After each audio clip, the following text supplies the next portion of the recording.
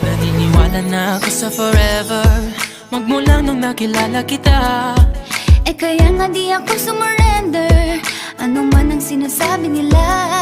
Pagkat sa'yo natagpuan ang pinakait sa akin. At sa'yo naramdaman ang di ko akalaing ipaglalaban ko. Na na na na na na, wala na kung pake, basta bahala na. Na na na na na na na na na na na. Alam ko lang kasi minamahal kita, Kahit pa sabihin na sa hindi ka itinadhana. na na na na na na na na na na na. Mahal kita kasi kaya bahala.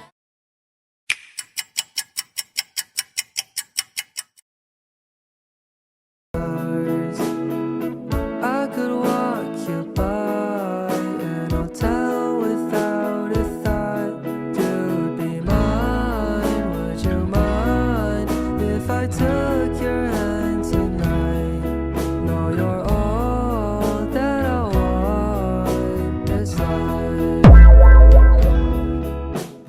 I fell in love on that under moonlight skies with you.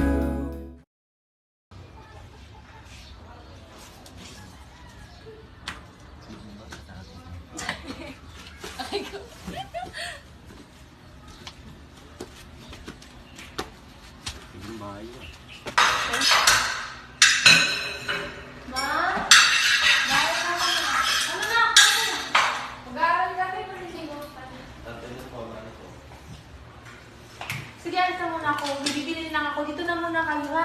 Sige, no?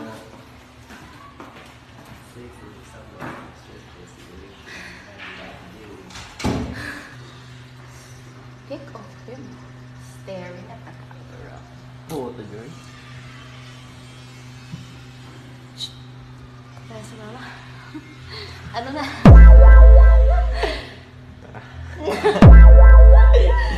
Char.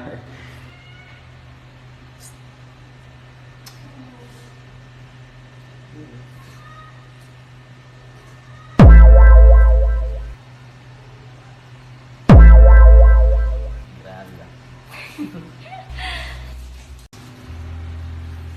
Sure ka ba? Oo. Skies with you.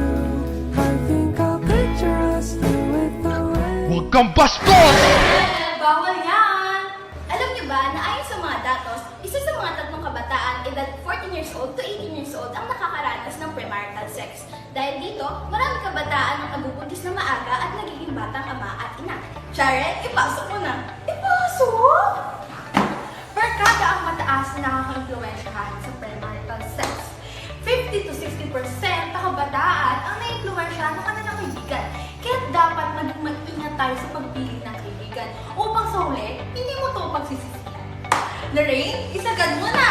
Pakikipagtalik na hindi ka sanay iwasan, lalo na kung ikaw ay kabataan pa lamang. Dahil sa isang kislap, ay maaaring magbago ang iyong kinabukasan. Kaya hanggang maaga pa, ay atin itong pigilan at iwasan. Nais mo bang ipagpalit ang iyong magandang kinabukasan para sa panandaliang kaligayahan? Desisyon mo, kinabukasan mo!